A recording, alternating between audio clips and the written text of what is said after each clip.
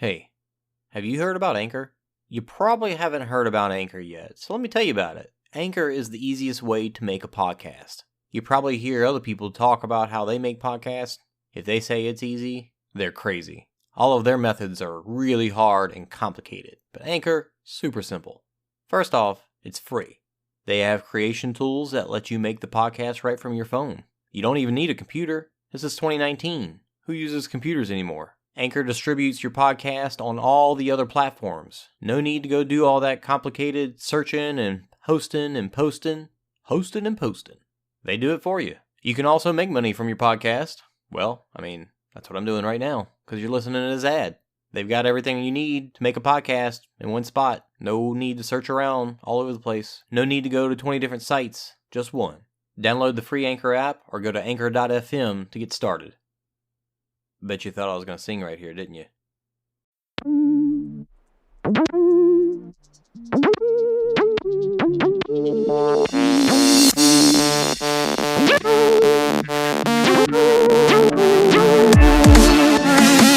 Are you looking for the hottest news out of the obstacle racing scene? Want to stay up to date on the freshest info, the latest podiums, and hear interviews with the who's who in OCR? Well, you've come to the wrong place. Well, some of that you'll find here. But we're not the media. This is not ORM, OCM, OCRM, ORCM. This is OCR Talk.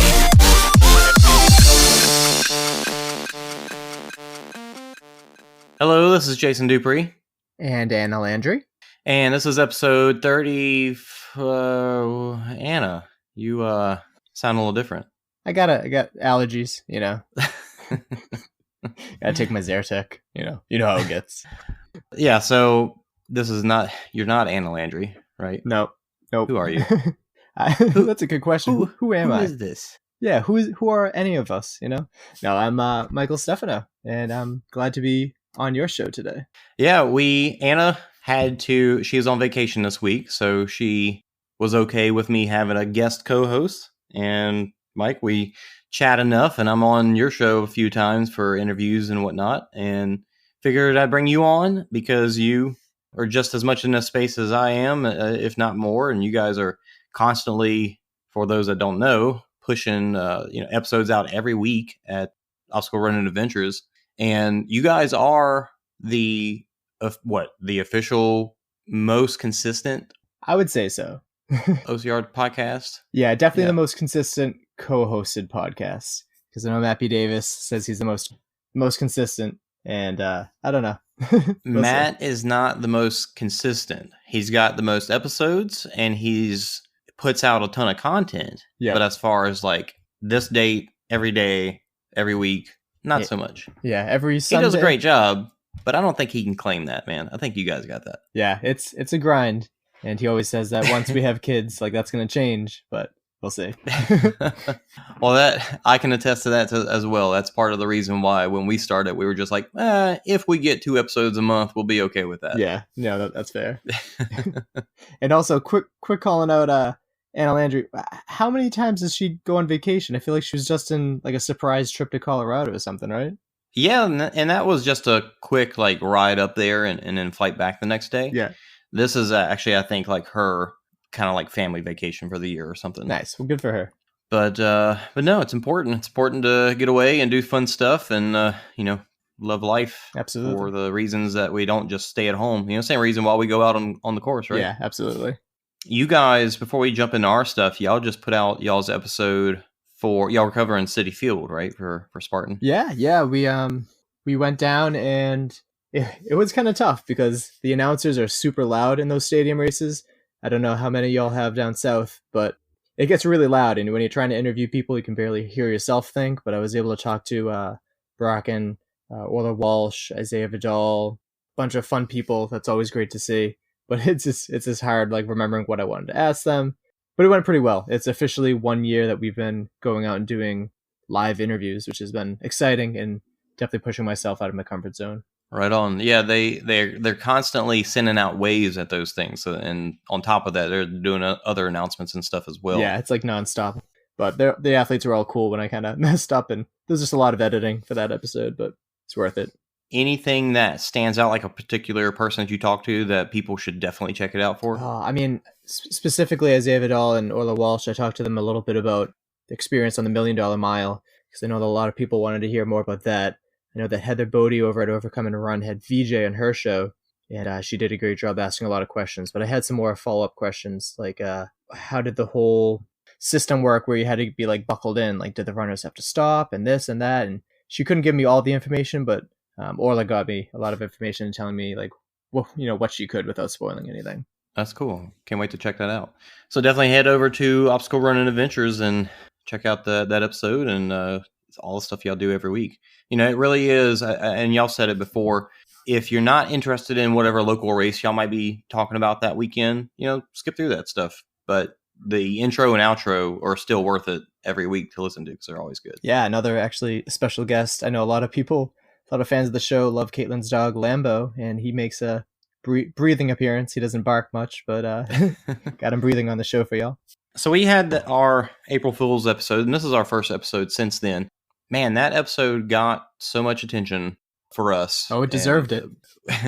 Well, thanks. We definitely, I think, we were excited to do it, but the feedback on it was probably more than I think we expected. Were you worried about any potential backlash from any of the other podcasters? I wouldn't say worried. I thought that it was a possibility, but it didn't bother me if they did. I mean, that's kind of part of how people are. So with it being April 1st, it's easy to be like, it's April Fool's, Dodo. Don't get mad. Exactly.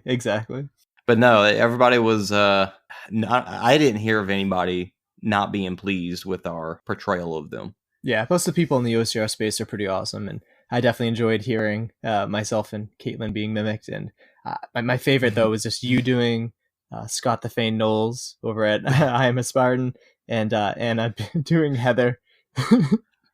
Yeah, I think Anna's impression of Heather got the most, definitely the most comments, for sure. It's pretty spot on, yeah. It's funny doing something that got that much good feedback, and it makes it like instantly be like, let's do that again. Let's do more of that. Yep. But I think that's part of what made it so special is that it was a rarity. While my thought is, maybe we do something later in the year, but definitely not more than twice a year. Yeah. Or hopefully we'll be around, next April to do it again. Yeah, no, that'd be awesome.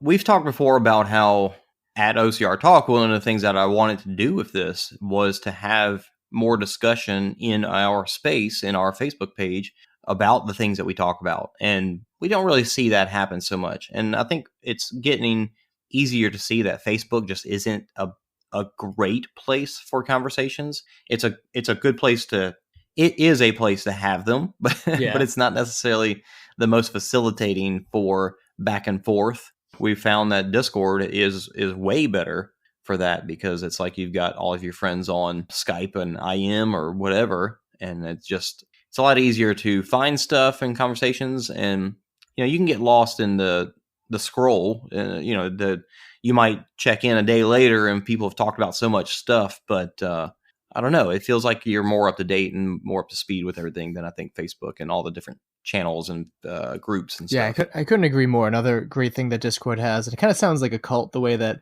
all of us podcasters are talking about it, but it really is great because it has a lot of different, what they call channels. So there's the general chat, there's a gear chat, training chat, OCR podcast feed, so you can see any episodes that you may have missed. Feeds for different race. Yeah, for all the different races. And then, of course, there's the dumpster fire, which I know you're a fan of.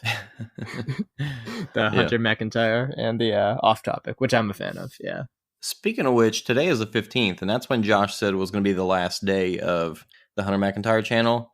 I would be surprised if he got rid of it because it's been such a, I don't know, it's got a lot of talk going, I guess. Yeah, I haven't checked it in a while, and now I'm going through, and it's, it's definitely been busy. It's cool. So kind of when you're going into a channel, what you're going to be getting into. Yeah, and it also has capabilities for voice chat too. So it definitely really, I think, connects a lot of the OCR community. And you can talk to them via text in that channel, but you can also go over to voice and have a conversation. I know that we are trying to do better in scheduling days where we can all kind of come in and talk to each other. And there's been a few people I've been able to talk to so far, which has been pretty great. Yeah, it's really cool how it's opened up, I think, some avenues of conversation with people that I wouldn't have had otherwise, like talking to the terrain race guys or talking to Adrian B. Giannato about some ideas. And it's really neat how it's just given us more of a contact with people that we didn't have before, I guess. Yeah, makes the world that much more small, I think. Works for me. And who knows, maybe one day the Discord channel will have 10,000 people and it won't feel the same. But that's true. As of right now, it does still feel small and pretty awesome. Yeah, I'm checking now. It looks like it's up to, 300 already. Dang, I figured it would have been higher. Yeah. As many times as we see people, it's like every day you're seeing new people joining. Yeah, I mean, there's a good amount, and there's even a few elites, like Javier Escobar, I believe VJ Jones is on there. It's a good community, though. People pop in and pop out whenever they want. Our podcast, we've been doing these giveaways, and we've gotten good feedback about how our any money that we're getting from whatever is all going to giveaways. And we've even got our first, and we've had Will Hicks support us with some money before, but we've got our first monthly supporter now. If they continue to support monthly is up to find out, but we do have our first official, I guess, monthly supporter. And I actually reached out to him. His name is Rich Herrera. He's in the Discord channel, and he owns a gym/fitness group, I guess, called Anchor Fitness. And I meant to look into it more, so I apologize, Rich. But I know I've seen on his Facebook page he's doing a lot of stuff like leading classes and just kind of trying to help people out with his training and whatnot. I know he's one of the guys that I was talking to on the Voice channel, too. He seems like a cool guy. I believe he's living down in New Mexico, I think. Yeah. Yep. Maybe Albuquerque area. Yeah. So I reached out to him and said, it's being the first person that's giving money to us to use for other things. With the money we get from ads, that's easy to be like, do whatever with that. Man, it's just ad money. Nobody's giving out of their pocket for that. But what I wanted to make sure was, if you're giving out of your pocket to us, I want you to feel like you got some say so, I guess, in where that goes.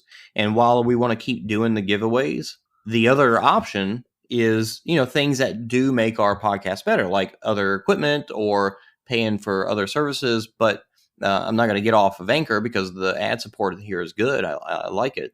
And I like that we're not wasting that money, paying for our hosting platform. That is definitely something tricky with. I know that when I started, asking for people to support the podcast with money, it felt very odd taking things and try to figure out like how, what's the best way to use this money so we're not just taking advantage of people. Although, people giving money do it because they love the show. It's just trying to figure out what the hell to do with that.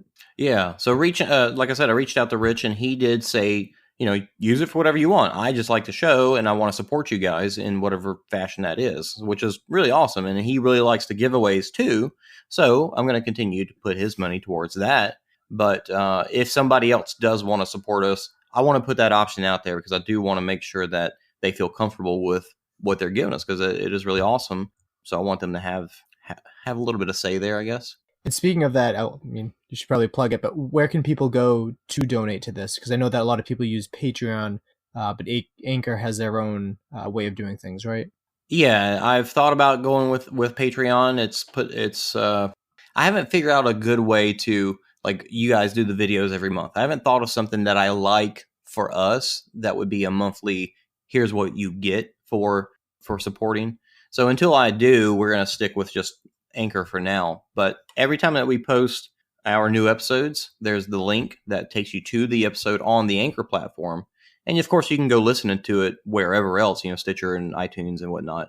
But that link does go there. And so straight from that page, there's a support button right there that you can support on. I think the options are only like $5 or $10. It's not like...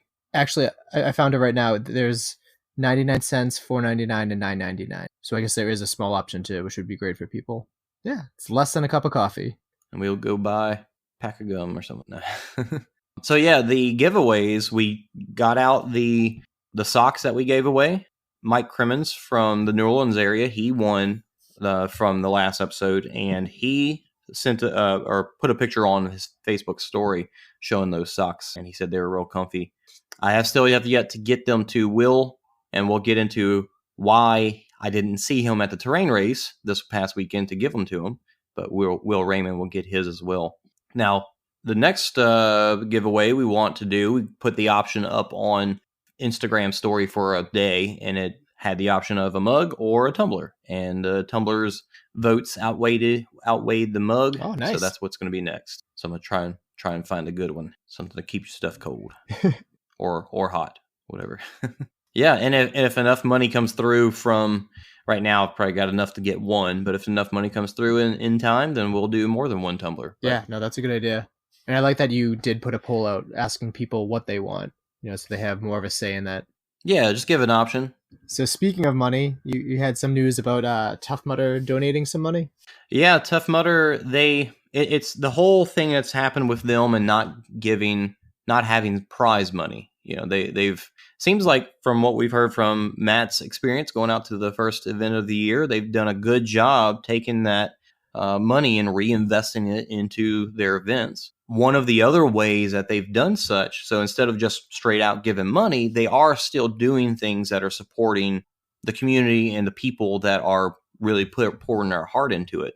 So one of the things that got cut out last year, I think, was they announced that they were going to have money or a prize to the person that had the most Holy Grail total mileage for the year. So across all Holy Grail events, which is Tougher, Toughest, and World's Toughest, who had the most miles across the entire year? Yep. And that ended up being a guy named Charlie Bower who decided, I'm going to go for this and I'm going to sign up for everything possible that I can.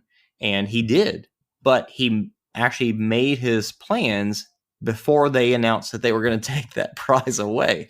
So He went through and did it. And, awesome to him. Tough Mudder wanting to, not pull a fast one. Yeah, not pull a fast one on this guy. They have made up for this and said that they're going to donate to the charity of his choice this money that would have been earned by him. And that's what, I think that's what he wanted out of it in the first place, that he was going to give that money away to charity. Oh, that's good. So not only have they given, they're going to give that money to the charity that he chooses, but then they also have given him more prizes than just the money. They've got an all events season pass, not just a Tough Mudder season pass. Oh, wow. And they're saying from here on out, the mileage champion for the year is going to have that. So a all events season pass. So you're getting a season pass to everything. I take it, even Worlds. I mean, that's pretty awesome. I know that there have been a fair amount of cynics with, say he's spending, let's throw random numbers out there, he's spending $20,000 to travel and all this stuff to do all the events, only to win $10,000. It does seem kind of backwards, but I think the notoriety of it seems pretty interesting, though. If you have that money to spend for all the events, I think that'd be pretty cool.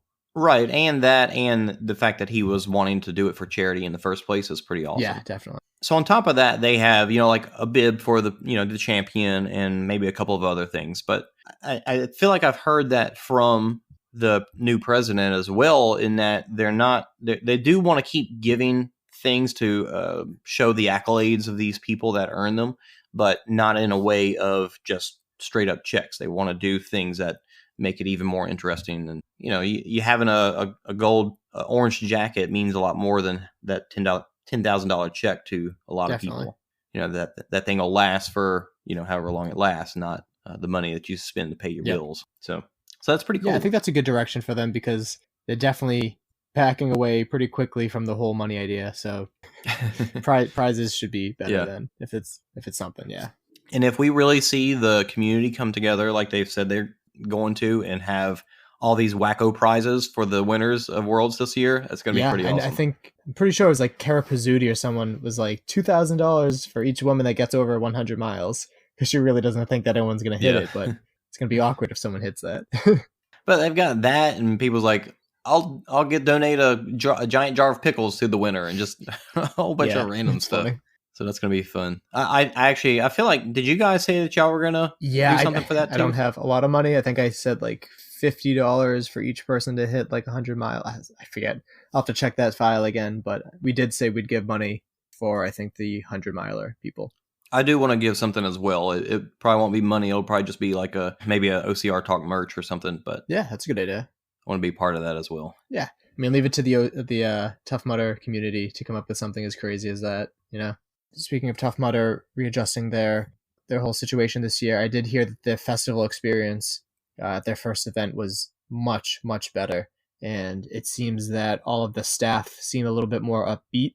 And just the general vibe of Tough Mudder was a lot more beneficial, I think, this year, from what I've heard from Heather, Mappy Davis, and even some people that have never done like a Tough Mudder before. They had a fantastic experience. So I think they're starting the year off right, but the year's not over yet. They got to do well every single time. Yeah, and it is a huge difference from what we saw last year after the first event, which was in New Orleans. But there was a lot of lashback after that one. So yeah, it's good to see the year starting off right. Yeah, I even had a friend do his first Tough Mudder of the year down in New Orleans, and he was like, "Mike, I don't even know if I want to do a call and talk about it." He's like, "It was not good." He's like, "It was just like the old Funky Monkey and this and that." He's like, "This isn't Tough Mudder to me. Tough Mudder is all about innovation, and last year just did not go well." Yeah, and I even tried to do my best to be positive, find the positives. Yep. And I definitely recognize the lack of it as well, but they definitely seem to have changed things and turned it around. Yeah.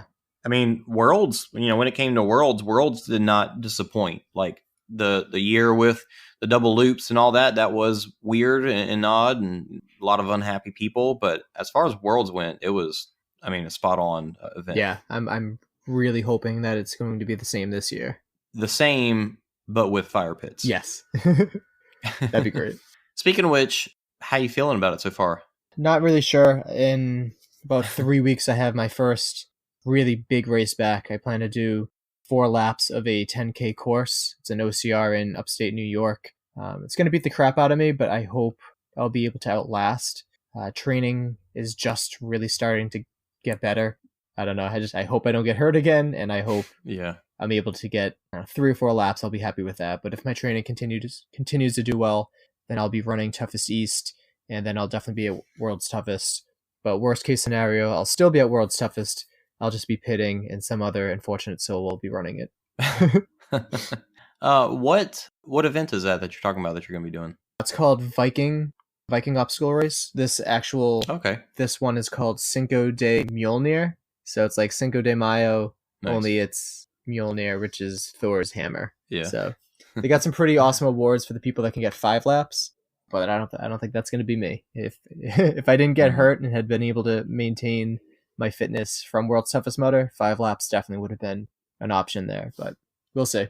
What's the time limit? 8 hours? Or? Yeah, so it's 8-hour event, and I hear the obstacles are pretty difficult, but I am happy to hear that the terrain seems pretty flat, because the last big 8-hour event I did was for Fit Challenge had 1,000 feet of elevation gain per lap, and I got, actually those 12 hours, I got 8 laps of that, and that beat the crap out of me, and my knee's never been the same. So glad to hear that this is nice and flat, similar to Georgia. Yeah, and you're saying it's a 6-mile loop or lap. It's funny because I had originally said like, oh, my goal's 8 loops, and then I had a person that listened to the show be like, it's a 10K course, not a 5K. I'm like, all right, 4 laps. That's what I meant. So looking forward to that. 30 miles in 8 hours is no joke. Yeah, especially with the obstacles. Yeah, exactly. Yeah. I'm not entirely sure what I'm getting myself into, but if I'm going to make the drive to upstate New York, I'm going to, do the 8 hours and not just 1 lap. That really changes it from me this year with Worlds, because the contender status is dependent on 40 miles in 12 hours, which doesn't sound that bad in comparison to 30 miles in 8 hours. But this year, Toughest South is at the motocross park that they had Tough Mudder Dallas this past year, and it rained unbelievably, and it was the muddiest race I've ever been in. So hopefully we'll be dry, because that place, it just, the entire place turns to slop. There's no inch of it that would be a dry, easily runnable spot, even with any kind of rain. Yeah, that certainly complicates things on the race course. One thing I try to keep in mind when I think about Worlds is, if my training's not looking perfect, especially in the beginning half of the year. My first year that I did 50, I didn't start training really hard until after my son was born in July. So like August is when I really started to hit it, and so it really only gave me, 4 months or so, and that was enough to get me 50 miles. Awesome. So Don't let the beginning of the year, I guess, get you down too much. Yeah, it's also extra intimidating too because everyone's saying, that course was so hard because it was cold and this and that. That like, if you got 50 that year, you should be able to get like 65. And I'm like, all right, no pressure. And they're like, no, 65. And I'm like, all right, a little bit of pressure. I see how it is. But yeah, if we happen to have decent temperatures, that'll be so good. Yeah, I just hope that goddamn log thing isn't there anymore. What the hell's that called? The lumberjack. Yeah, I think that was no, was it? I think so. I always get confused between that and hold your wood. So yeah, that one was lumberjacked. That was Yeah. No, man, it actually wasn't that bad once you got the right technique. So I'll just have to make sure I get to that with you at some point and show you. Yeah, no, I remember we did the last lap and you had that like where one person's over and then you use them and that you step on their knee. That was helpful. That was a huge difference. It's just tough because there wasn't many people out in the course in the middle of the night, so like no one was there to help you because they're all freezing in their tents. I've done decided, and I know my mind will change in the middle of the night, but I've done decided and told people so that they can hold me accountable that this year, if I happen to get nauseous again or something happens that it's not like something that's not debilitating to keep moving, like messed up ankle or something. If it's just I don't feel great, then I got to keep going and just pushing through it because that's what stopped me this last year is feeling nauseous and like I couldn't get rid of it. I know Mark will help hold me to it. That if I do try to stop because of something like that, then I just got to keep going until I throw up and get it out of my system. I guess I don't know. Yeah, we did have excellent pit crew, and I think one thing that can only be better this upcoming year is that I failed just about every single failable obstacle I could the entire 24 hours. Not on purpose, but I just didn't really have that upper body, and with the cold and everything. And also I didn't jump off the cliff at all, so that was an extra mile and a half of penalties. So I think if I can get my grip better, that will help me a lot more. Have you been working on that since you haven't been running as much? I've been trying to. I've been doing just toughening up my hands so I'm able to do more pull-ups and all that stuff, but slow progress. I've never been very strong. Like if you are fresh, how many pull-ups can you do at one time? Like 5. Do you do dead hangs too, or? Yep, dead hangs, and at my peak I would try to use like towels draped over to really help my grip. I don't think I'll be able to do that in a while, but still training that back up. Nice, man. Yeah, just every time you're doing a upper body workout, just make sure you're getting those pull-ups in. Yeah, definitely need to. You could even, I used to have a bar in my house, and I've heard people do different things. Like anytime I walk through the room, I've got to do X amount of pull-ups or something, So every time you walk through the doorway, you got to do some. Yeah, I used to do that, and I had the perfect place for it. But now, unfortunately, like the house got repainted, and I'm afraid to mess up the paint, even though like yeah. So kind of at the mercy of that. So I haven't been doing it as much. I have to go to like Caitlin's apartment gym once in a while to work out there. So speaking of events that aren't really turning it around, I heard you had a decent time at Terrain Race. How did that go? That's what I really want to hear about. Nice. Well done. I like that.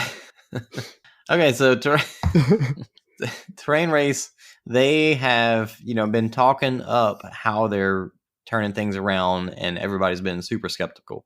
And unfortunately, this past weekend had its own issues that did not help them. That's for sure. Yep. I'm trying my best not to hold that against them, but there are parts to it that, got my criticisms, obviously. Yeah, that's understandable. Yeah. Well, yeah, because I mean, I run into this problem a lot when people get mad when you critique things, but if you don't critique things, you don't care, and then they will fail. So just keep in mind, people, like this is because we want them to do better, for the most part. Yes, and when I stop critiquing Terrain Race, then you know that I've stopped caring about it because I don't critique Warrior Dash anymore because I don't go. Yep. Not saying I don't think Warrior Dash is a good race for people to go to, but it's one that I don't go to anymore. Yeah. So you vote with your wallet. Okay, so I'll try to preface the situation and what happened. They had a big storm coming through, and they knew, everybody knew this going into it. Days before, people were asking, is it still going to be on? Day before, people are saying, is this going to get canceled? And then, of course, they came down to it, and they were not saying it was going to be canceled. And then that morning, The rain had already started. It rained the night before. The storm was going to be passing through at a certain time. So they knew this was coming. Everybody knew this was coming. But like I said, they didn't announce it being canceled. So, still heading out there. Everybody's going out to go run it. When I get there, the waves were supposed to be starting at 7:30. I got there close to 8, maybe just before, and the waves hadn't started going yet. They were, I think, waiting to hear if they could let people run. By the time when I got there, nobody was taking money for parking, even though it was supposed to be $20. The race was at Texas Motor Speedway, which is a pretty big like NASCAR place. So I would think, maybe they would use part of that as like, that's kind of part of the draw of having a race at a big venue like that is you're utilizing it. Yep. Unfortunately, they didn't, and I'll talk about that. But getting there, when you get to the Motor Speedway, there were no signs saying where to go. So I literally drove into the venue and just kind of went. Just following other cars and didn't really know for sure if we were going in the right direction. And then eventually you see the actual race. And that's why you're like, oh, well, I know I'm in the right spot now. But until then, there was no sign on the street entrance saying this is where you go. And maybe there was another one that I missed or something. But I know that's one thing that Spartan does really well. They always have those big flashing signs. Or other races will have a little sign on the side of the street. And they didn't have anything. To not is an absolute amateur mistake. It's not like terrain's new. Yeah. I can understand a local event kind of overlooking that, but that's absolutely inexcusable, I think. Real quick on the storm too, it wasn't like thunder or lightning or anything, it was just rain, right? No, it was a pretty big storm. Now, it was a very fast moving storm, so it didn't last pretty long, although it lingered throughout the day. But the big main part of it that caused the race to actually get canceled, it was big enough that the city apparently told them that they had to shut it down. So I'll speak on more of that in a moment. Okay. But I was surprised at that lack of sign when I first got to the venue. That like right away, it was just like, well, this isn't going well. Yep. So I get there. Like I said, nobody took money for parking. There was nobody directing where to park. You just went and parked wherever. So I parked, got out, went to registration, which registration was not even open yet. Like they weren't. I guess they weren't sure if they were going to let people through, so they weren't even bothering to allow people to pick up their bibs yet. Yep. Another thing that didn't necessarily go in their favor. Yep. So when they finally did open up registration, I went and did my thing where I told them when I signed up, it did not have the $5 bib pickup fee, and they had to get they were like, well, I'm sorry, it's everybody has to pay it, and I said, well, please talk to one of your managers, or let me talk to your manager. So they got somebody, and the manager very quickly said, no, go ahead and let them have it. So they didn't speak to me in person, but I'm sure they were expecting such. Yeah.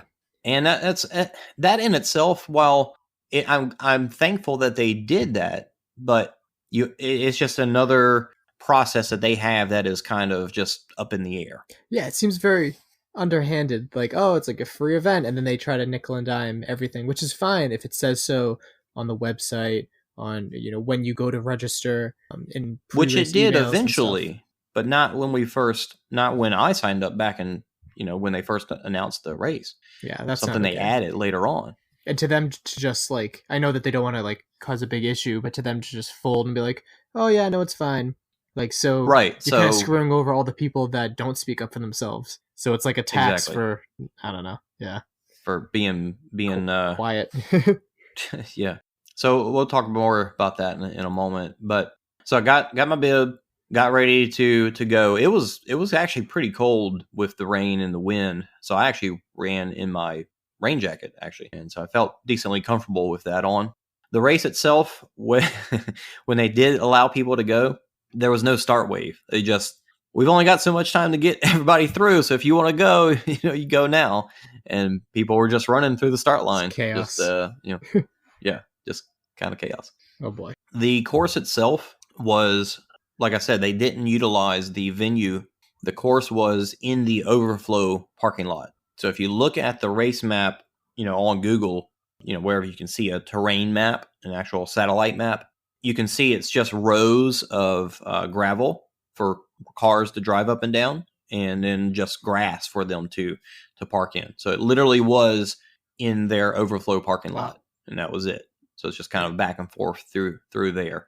They had tape marking the entire way. There were a couple of spots that were kind of like, I'm not sure. There's a sign right there. So it wasn't terrible, but it was all on the ground. So it was kind of, I could see how people kind of get lost. Because again, it's just a flat open space. You can see from one side of the course to the other. So there was nothing to really like make sure, I don't know, you could see the entire course. So I know somebody mentioned to me that they did get lost for a moment, or at least saw people that did, and they had to backtrack. Yeah.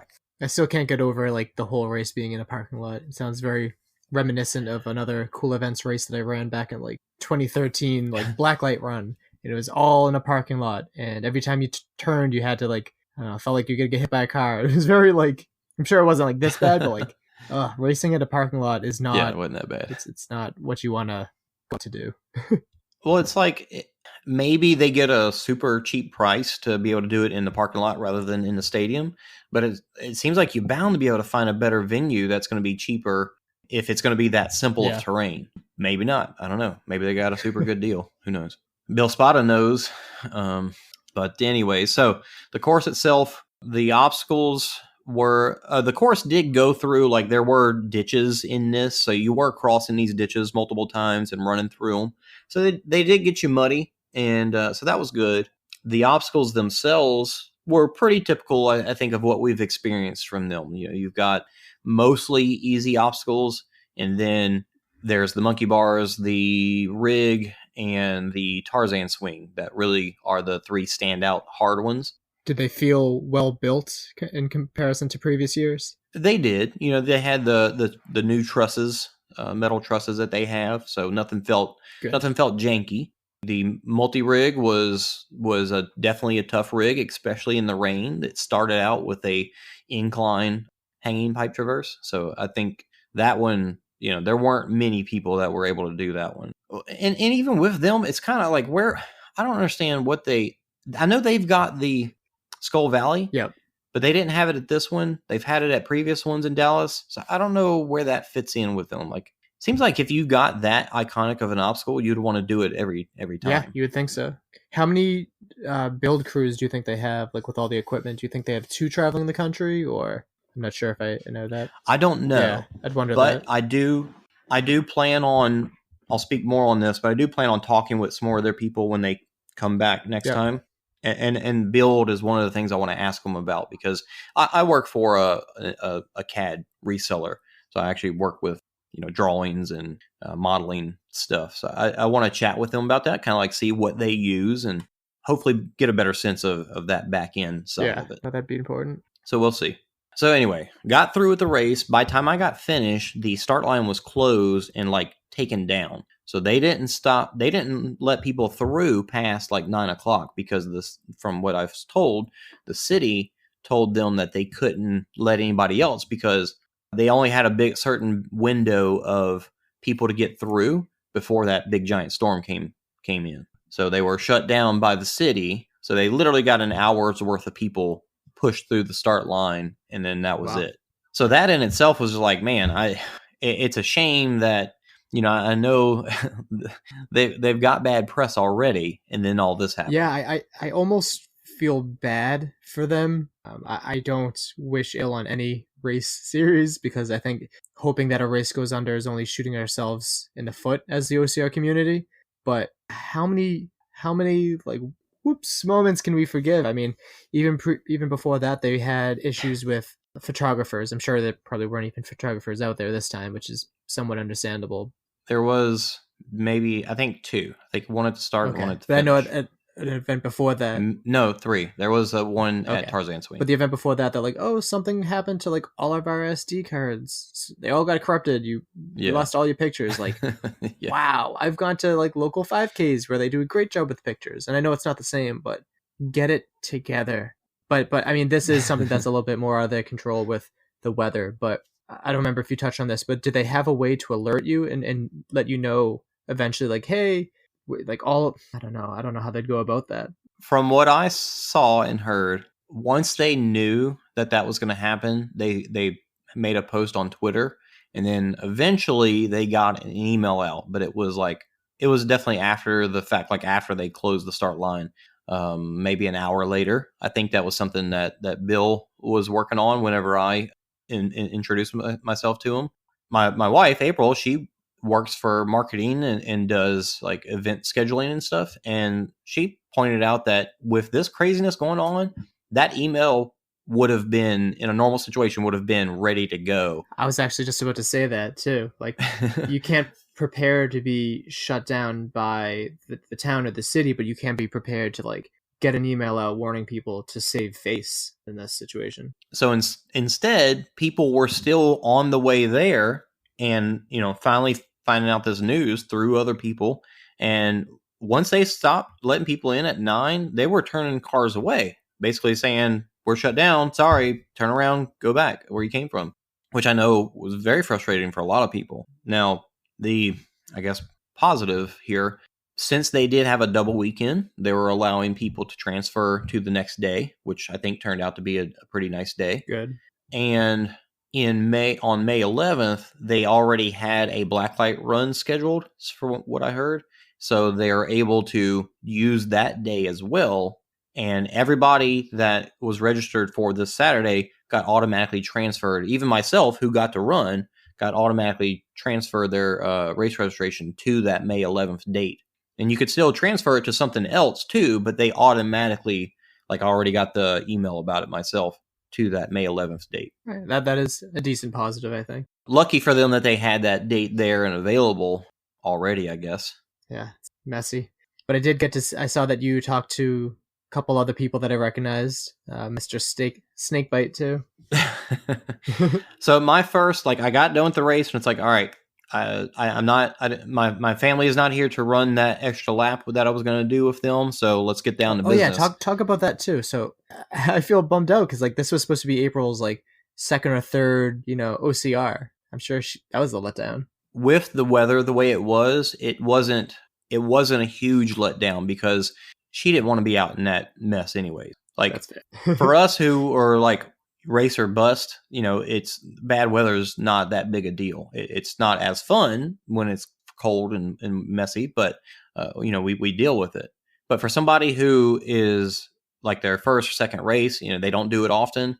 I can very much understand if somebody doesn't want to get out in that nastiness. That's a good point too. And I feel like since terrain is a lot of people's first event, I feel like this may not blow up in their face as much as people like us think that it would, if that makes sense. Right. So she was asking me, should I try to make it out there? And I was like, I completely understand if you don't want to. It's probably going to get canceled anyway. And that's exactly what happened. So yeah, no harm there. Yeah. So since I didn't have that extra lap to do, I was like, all right, time to make this happen. Let me go look for Bill, get my mic, and go chat with this guy. So I found him he was in his vehicle writing up that email, and I knocked on his window and said, "Hey, I'm Jason," and shook his hand. And I was like, "You got time to talk?" Probably not, because you're obviously got a lot going on. Put out a fire. Yeah. So he said he was working on an email and dealing with some stuff, and he said it'd be like an hour or two before I could talk to him. So I was like, "No worries. Maybe we'll just set up a call sometime or something." So good. I chatted with some friends at the finish line and then started to head out. And as I was walking away, I noticed Dustin and another guy, JP, chatting with Bill at his car. And I didn't really think much of it, but I was walking off and they started heading my way and didn't really hit me until they started talking to me. But sure enough, I'm pretty sure he was like, "Hey, go chat with this guy so that he doesn't go completely badmouth our entire event." Yeah. And I do applaud him for that, because when I was getting ready to leave, I was thinking to myself, man, if I was him, I would have said, "Hey, let's talk at least for a couple minutes," because me not having anything to say is going to be worse than me having talked to him for 5 minutes and him get to explain himself. That's true. Because there was nothing positive to really pull out of it without chatting with them, and just everything just got worse. Yeah. So yeah, JP and Dustin, who we've all seen as being this guy knows OCR. He's going to be the champion for terrain race and really help turn them just around. To clarify, he is the guy that at a lot of Spartan races, he always wears those short shorts like the American flag underwear, stuff like that. Talks really fast. Yeah, one of the best OCR start line announcers that we've seen throughout the years, for sure. Yeah, and all around, like, really great guy. I just feel bad that he's in the situation that he's in, but continue. Yep. So they came up, talked to me. Now, he's been out of it for a few months because of the whole, he got bit by a snake. Yep. Chatting with him, I had to ask him because his hand where he got bit was all messed up. And he's got scars where it got bit and then scars down the inside of his forearm. And he said that the paramedics that were there when he got bit, as he was passing out, put a tourniquet on his arm. And he said he's a snake handler, so he knows that you don't do that because it traps the venom in that portion of your body. Yep. And makes it worse for that limb. So that's why his arm is as messed up as it is, rather than, I don't know what it's not normally like that, is what he said. It looks pretty ugly from the pictures that I've seen on his Instagram. Yeah, pretty rough. And he said he's got more surgery to get done on it, apparently. Yeah. But man, he said in when that happened, they saw a snake on course. He went out to go deal with it, and he moved the snake to another, like away from the course. But he said people kept wanting to see it and crowding around it, so he went to go move it a second time. Oh. And it's very unfortunate that the crowds is what caused this to happen, because he wouldn't have touched it if people wouldn't have been, ooh, look at the snake. I did not know that. That's interesting. Yeah, so in his second move, that's when he just had the bad luck of the snake flipping off of his stick. And, I'm sure he's had a proper pole for it, but flipping off of whatever utensil he was using and hit him on the hand. So what event was that at, too? It was a terrain near Austin. Okay. That's why South scares the hell out of me. There's all these poisonous things and big ass spiders. No, thank you. Everything's big in Texas. No, thank you. I can tell you, I at least twice, maybe 3 times, I've seen snakes on course at Spartans in Texas. And sure enough, when you just walk on by them and people call it out, snake on the right, and then you just go around and nobody bothers them and they're fine. But yeah, they're definitely out there. Man, where I train up near Boston, there's a place called Blue Hills, and I freak out when I hear a snake, and I know those aren't poisonous. But I guess that there is a bit of a trade-off, though, because I've had a few run-ins with bears before. Oh man, about yeah. 3 or 4 times. Almost every time in New Jersey. Lots of nature there. I don't know which ones. At least the bears, you can see them coming.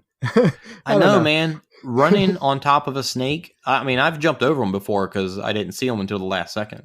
Like that's not fun. That gets my heart going. That's for sure.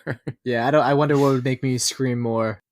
Seeing a snake that close or jumping off the stacks. This upcoming year, we'll find out. So JP and Dustin came and talked to me, and my biggest takeaway from it is that both of them are really invested and really passionate about obstacle racing. They've kind of been given the reins in a way from Bill or whoever runs the thing, but they've got probably more say so where they are than they have in these other bigger races that they've been part of. Yeah. So I think for them, it kind of is like I'm really making a difference. And I can see that they, as the rest of us, they want it to succeed. And so they're really working hard to do that. So they're seeing the feedback that they're getting from people like us, and they are happy to have it. And JP even said when he was riding around with Matt B. Davis that Matt was, reaming on him, but he was glad to hear it because they can take that feedback and do better. Yeah. Now, JP, I felt like he had all the pretty words to say. Everything that came out of his mouth sounded great. And that's awesome as like a PR type thing. Yeah. But I want to talk to him again in a more realistic sense. I appreciate his enthusiasm and his positivity for what they're doing. But, there's real things to talk about, not just how great their work, how hard they're working. Yeah. As someone that's been doing more and more interviews, there's nothing worse than like a clearly scripted response, because it feels like they're just kind of wasting your time a bit. Yeah. So I even told him that. I was like, what you're saying sounds great, but there's other things we got to talk about. Yeah. So I really did appreciate them talking to me, and they want to talk more. So I'm really hoping to be able to schedule something with them for that May 11th event, and maybe even go out later in the day when they're not so busy.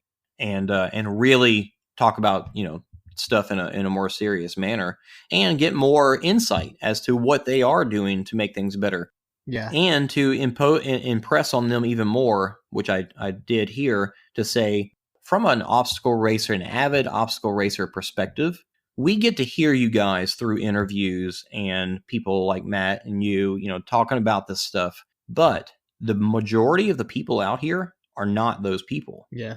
Their main focus is people that are new to obstacle racing. Even Dustin said it himself. It's a gateway drug. Those people, the only contact and information that they get is Facebook and emails that they get from Terrain Race. So when it comes to not knowing why these issues are happening, why am I being charged $5 to go to pick up my bib when I live 2 hours away and I can't make it the day before? Why is parking $20? All that stuff, those people don't have any idea. They won't know. They're only going to see what's on the website and what they get from Terrain Race in emails and the Facebook page, and that's it. So I think that's where they really need to get things better, to have better communication. And it doesn't seem all that hard from my perspective, but I think they need to focus on that more than they need to focus on talking to us, to be honest. No, I agree. And that's another tricky thing, because I think that Terrain did a good job in picking. I mean, I don't know JP that much. I don't really know who he is, but I know Dustin's big in the OCR community, so he was a good get, I think. But I'm sure he's been involved in the background with a lot of races in addition to being an announcer somewhat. But I don't really think he's the guy that can fix everything. I mean, I remember when he made the transition, he's like, "Oh, I'm working with Terrain Race." I'm like, I really felt like he was, boarding a sinking ship and didn't really realize it. So I'm like, dude, I'm cautiously optimistic, but I just hope you realize like what you're getting yourself into. And he's like, "Oh yeah, things will get better, but there's just a lot to work on." And he's awesome, but he's not a miracle worker. Yeah, and being an employee that's been around in a smaller company for a while and having, getting into higher positions, I do recognize that the people on the top end have to relinquish trust and then relinquish control to the people below them who are actually doing the jobs. Yeah. So hopefully that's what's happening with Terrain Race. Hopefully they really are being given the reins like they say they are. Yeah, I hope so. Because again, like if they go under, that's another large amount of people that won't be doing their first OCR. And there's a lot of, I feel like Terrain goes to a lot of places where there's not a lot of, I always say like in New England, we're really spoiled. We have a lot of local events, but it's full circle. We were talking about Richard Herrera earlier, and he's like, there's not a lot of events in New Mexico. So, them going under, it impacts a lot of people. And Bill Spada, the CEO, or I guess owner of all this, he does have a ton going on, because Cool Events, they have a ton of different properties, and it's understandable if he doesn't have all the right answers for this, because this OCR space is different than all the other bubble run fun runs. Yeah. And it just simply in the fact that he's busy running the entire thing. So, for him, the more control he can give to these guys and trust he can put in these guys, the better. Now, the things he's said about having this algorithm, this business model that will keep them afloat even with these quote unquote free races, he said to Matt that it was sustainable for forever. Yeah. Now, they're not sustaining with that for forever, because they've already upped on the prices on some of their upcoming races. It might be sustainable forever, but that's not what they're doing. And that's kind of the impression he gave when he talked to Matt, whether he realized it or not. That's the kind of thing that I think they should, be more communicative about. Yeah. Like these races, again, back to the general racer, you're saying that the prices are going to go up at a certain time, but then they don't. But then eventually they do. So it's just a whole mix mash of information that doesn't line up and creates distrust within a company. Clear as mud. I think that should be there's slogan for the company right now. I remember listening to that interview with Matt B. Davis, and he asked exactly that. How long can you sustain these free races? Forever.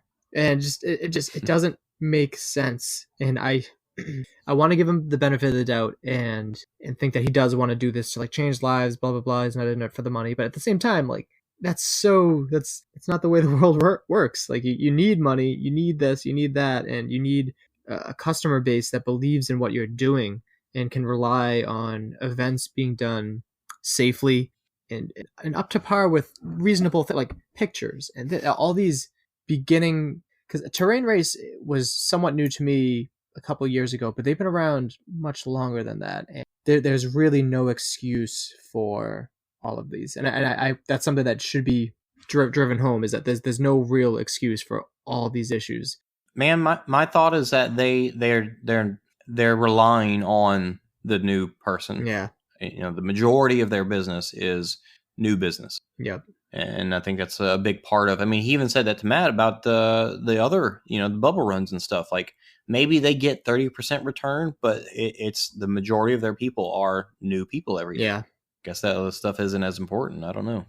I still want to chat with them more on May 11th, but that's kind of where my thought is going. That I'm just going to say, other than somebody that I know that doesn't do these races wants to go, I'll do that with them. But other than that, I think I might be done with it. Like other than them bringing back competitive waves, I probably won't bother with it anymore. That's fair, and I'm thinking about it on a personal level. I have, I think, Warrior Dash and Terrain Race are on the same day. I'm not thrilled about either of them, but I have to, go and cover at least one of them. So I'd want to run one of them. But just trying to figure out which one I think will be a less bad experience. And as a consumer, I shouldn't have to be, thinking about things in that way. But that's exactly what's going through my head. Because, I mean, Warrior Dash put on a couple of years ago, not a very good race. I remember getting yelled at when I did one of the obstacles because he said I was doing it wrong, but there were no signs or anything. And terrain wasn't too bad last year, but just hearing about the obstacle collapses, and so I'm trying to figure out as a consumer when they come up to Lancaster, wherever the event is up here, what's my plan for that. Man, if you could have one person at each, and then you just do a big comparison. I was thinking about that episode. I was thinking about that. That would be pretty neat. Have Caitlin go to one of them or something. A lot of work, yeah, but we could do it. I mean, it sounds more work than it's worth, but it would be pretty cool. All right, man. I think that's basically all I wanted to get off my chest. Yeah, no, I was glad to hear it because I had wanted to have you on the show, and then when you said, "Oh, Anna can't come on. Do you want to be on my show?" Absolutely, because I did want to hear about how the event went, other than what I was seeing in text and whatnot. Yeah, I hope their next event is better. This is not a good start for them. We'll see. Like I said, after May 11th, I'm gonna, that'll either be the end of it for me or me saying I'll give them another chance. Yep. Anyways, so they did say that they actually purchased another mud run that's gonna start up next year, and it's gonna be just like a mud run, not necessarily an obstacle race. Okay. So they might have like a wall or some tires or something, but probably not a rig or anything like that. So I told them, man, just make terrain competitive again, and then leave that race for the everyday general person that wants to do a mud run. Yeah. Make terrain race a race again. Yep. Because it's not a race right now. No, it isn't. I think it's interesting that maybe their business plan is just to make so many events that every time one goes under, they're we have another one, and everyone just forgets. And they just continue to go through that way, because I don't know, this is their fourth event now, right? This upcoming new one, I think. Because I know there's Blacklight Run, some bubble thing, terrain. I don't know if there's another one, but I think they've got more than that. I mean, cool events. I think they might have more than that. I don't know for sure. I think they should just buckle down and make what events they have good. But I don't know. I don't know his super secret equation. By the way, Bill Spada is also on the OCR Discord as well. Yeah, he's not as active as some of the other people in there, but he does respond to us, and I caught his attention enough by spouting about how unhappy I was with the $5 bid pickup that he offered to have a conversation with me. So yeah, so I definitely appreciate that, and like I said, I definitely want to give him personally the benefit of the doubt with that, but I don't know where this is going to be going. And my suggestion to him was, if you really need that $5 for your algorithm to work, then just roll it into your fees that come after the free registration. You've got fees already. Just put it in there and stop making people think one thing and then turn out to be something else. Yeah, Maybe the $5 is just to cover the medical cost of Dustin's hand after that snake bite. That's what it's all about. We figured it out. All right, let's wrap this up. If you have not gone and listened to Mike and Caitlin over at Obstacle Running Adventures, please do that. They've got great content and constantly putting out stuff every week. You guys are top notch and have not let us down. It's going to be whole OCR community is going to break apart when you guys don't have an episode. Right? Just the world's just going to explode. You guys have put a lot of pressure on yourself. We definitely have. We have. There's been some tough weekends where I'm like, what am I going to do for content? And then like something comes out of nowhere. And sometimes I think it's a not so great episode, but people love it. And I don't know. I'm glad that's always worked out. I'm my own harshest critic. So there's that. I haven't figured out a way to do the next giveaway yet. So I'll just keep thinking about that for now. But keep in mind, it'll be a Tumblr when it does happen. Go follow Listen and Talk and get on Discord and do all the fun stuff. Bye, y'all.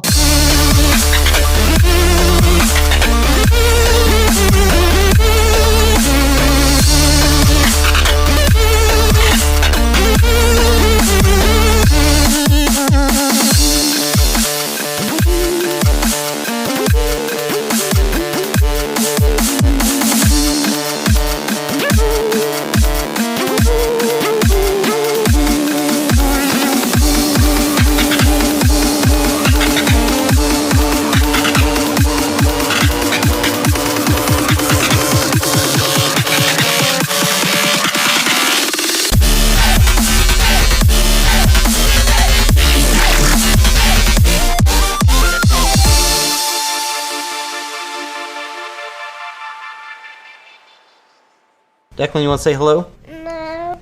Bye.